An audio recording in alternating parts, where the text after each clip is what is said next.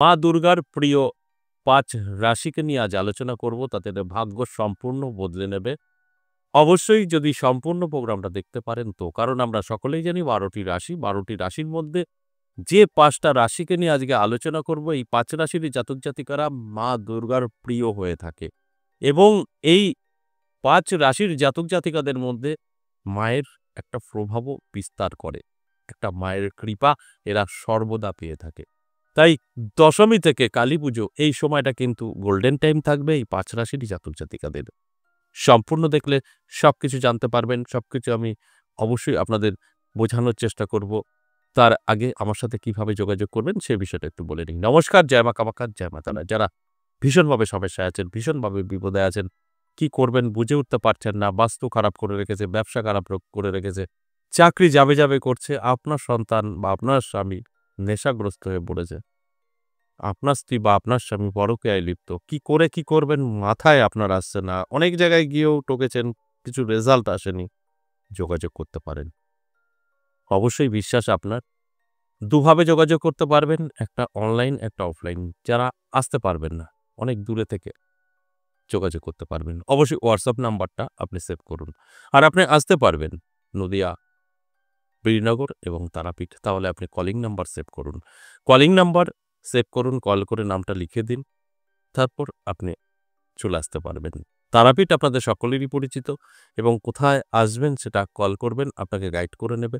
আর বীরনগর আপনি স্টেশনে নেমে ফোন করবেন, আপনাকে সম্পূর্ণভাবে গাইড করে নেবে। এবং কিভাবে আসবেন, কি করবেন সবটাই আপনি ফোনে কথা বলে নিতে পারবেন। এটা সবসময় রিসিভ হয়। আর যারা আসতে পারবেন না তাদের জন্য বলব হোয়াটসঅ্যাপ নাম্বারে গিয়ে আপনি ভয়েস বা লিখে বলবেন যে, "আমি কথা বলতে চাই, আমার এই সমস্যা।" অবশ্যই আমাদের কিছু প্রসেস আছে, আপনাকে পাঠানো হবে, কমপ্লিট করবেন। আপনাকে ২৪ ঘন্টার মধ্যে কল করা হবে। অবশ্যই যদি কোনো অনুষ্ঠান, প্রোগ্রাম, তিথি না থাকে।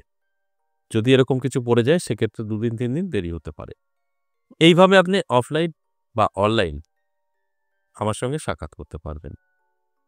এবং আপনার যত বড়ই সমস্যা থাকুক না কেন সেটা দূর থেকে 100% সফলতা পাবেন।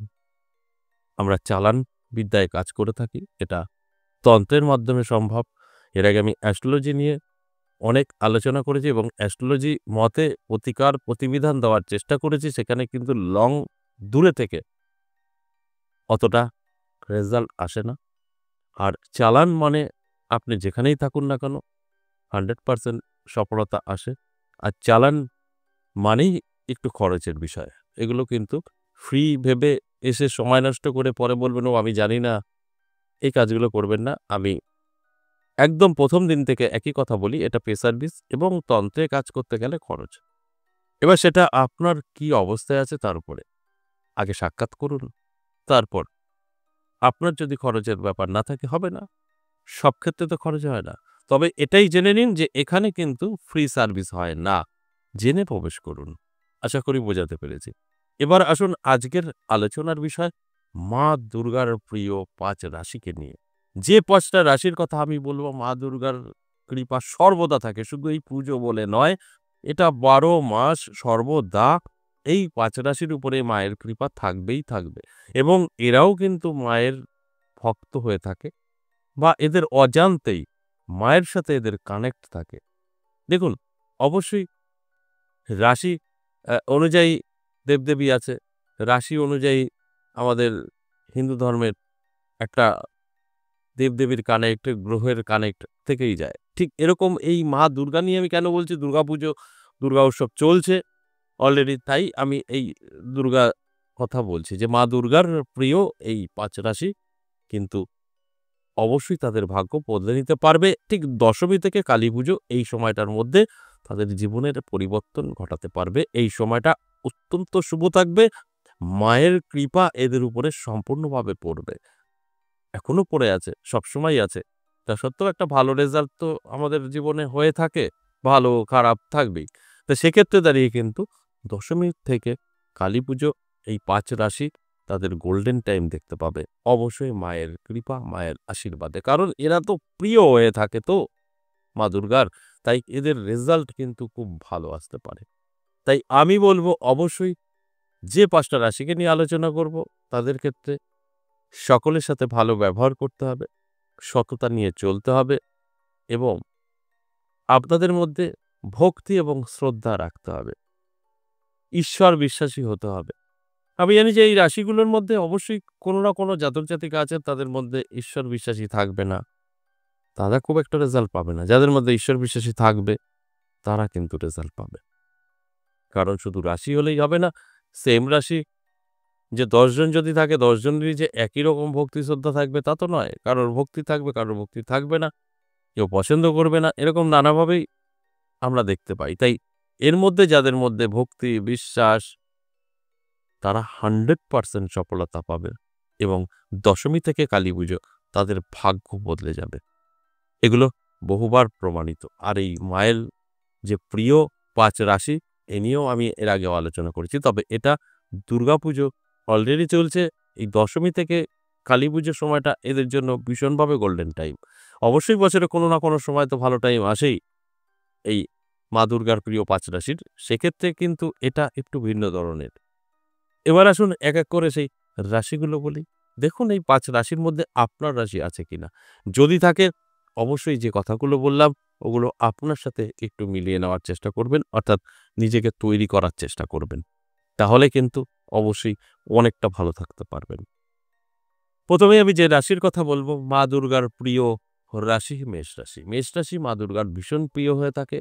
এদের মধ্যে বিশ্বাস ভক্তি থাকে এবং এরা জীবনে যেকোনো কাজ করে সাকসেস করতে পারে। অনেক স্ট্রাগল এর পরেও সাকসেস পায়। যেটা চাইবে সেটা করতে পারবে। মা কিন্তু দেবে। হয়তো বাধা বিঘ্ন আসবে। কিন্তু আল্টিমেট লাস্টে গিয়ে কিন্তু দেখা যাবে যে এরা যেটা চেয়েছে সেটা এরা পেয়েছে। কারণ মা এদের চাওয়াটাকে পাওয়ায় পরিণত করবেই করবে। তাই আমি বলব বিশ্বাস ভক্তি রাখুন, অ্যালার্ট থাকুন এবং আপনার যেটা প্রয়োজন তার জন্য চেষ্টা করুন। সেখানে আপনার বেনিফিট অবশ্যই থাকবে। ২ নাম্বার যে রাশির কথা বলব সেটা মিথুন রাশি। মিথুন রাশির জাতক জাতিকাদেরও দারুণ সময় এই টাইমটা থাকবে। অর্থাৎ দশমী থেকে কালীপুজো মায়ের কৃপায় গোল্ডেন টাইম পাবে এবং মায়ের অর্থাৎ মা দুর্গার কৃপা সর্বদাই কিন্তু মিথুন রাশির উপরে থাকে, সর্বদা। এর জন্য মিথুন রাশির এই জাতক জাতিকারা যত বড় বিপদে পড়ুক না কেন সেখান থেকে বেরিয়ে আসতে পারে। মা তো দুর্গতি না আসেনি। তাই সমস্ত রকম বিপদ হয়তো আসবেই, মানুষের জীবনে আসবেই। সেটাকে কন্ট্রোল করতে পারে মিথুন রাশি। ঠিক ঘুরে দাঁড়াতে পারে। কারণ মায়ের কৃপা সর্বদা থাকে এবং এই টাইমটা ভীষণভাবে ভালো থাকবে, গোল্ডেন টাইম। একটু যদি নিজেকে তৈরি রাখতে পারে, নিজের স্বপ্নটাকে পূরণ করার চেষ্টা করতে পারে, 100% তাদের ভিতরে কিন্তু কাজ করবে এবং জীবনে সফলতা পাবে। ৩ নাম্বার সিংহ রাশি। সিংহ রাশি তো মায়ের প্রিয় রাশি। এটা সকলেরই জানা আছে। কারণ মায়ের কাছেই এই সিংহ আছে। আর এই সিংহ রাশির এই জাতক জাতিকারাও জীবনে ঘুরে দাঁড়াতে পারে। যেকোনো অশান্তি, যেকোনো ঝামেলাকে এরা সম্পূর্ণভাবে কন্ট্রোল করতে পারে এবং খারাপ সময় আসবেই। সেটাকে কি করে সরাই এই খারাপ সময়টাকে সরিয়ে দিয়ে ভালো সময় নিজের জীবনে এপ্লাই করবে সেটা ভীষণভাবে ভালো জানতে পারে, বুঝতে পারে সিংহ রাশির জাতক জাতিকারা। কারণ মায়ের কৃপা থাকে বলে। মা ঠিক কোনো না কোনো দিক থেকে বাঁচিয়ে দেয় এবং স্বপ্ন পূরণ করে দেয়। এরপর ৪ নাম্বার যে রাশির কথা বলব সেই রাশিটি বৃশ্চিক রাশি। বৃশ্চিক রাশির জাতক জাতিকাদেরও কিন্তু ভীষণ ভালো সময় থাকবে। দশমী থেকে কালীপুজো মায়ের কৃপা সর্বদা থাকবে। কারণ মায়ের প্রিয় রাশি এই বৃশ্চিক রাশিও।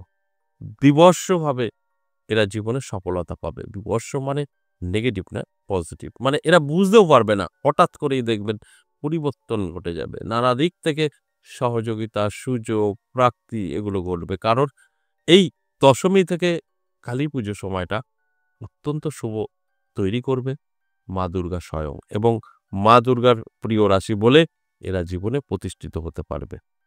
অবশ্যই আমি বলব অ্যালার্ট থাকুন, চোখ কান খোলা রাখুন, চেষ্টা করুন, পরিশ্রম করুন। আমি যে কথাগুলো বলছি সবটাই আপনি মিলিয়ে নিতে পারবেন।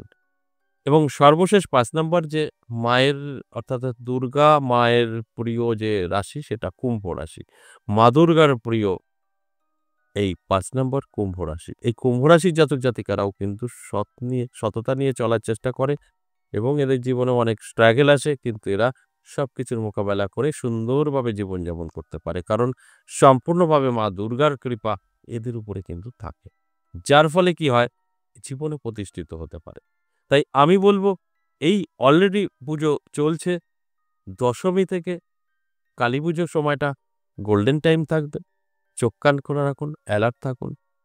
দেখবেন আমার এই কথাগুলো আপনি সবকিছু মিলিয়ে নিতে পারবেন।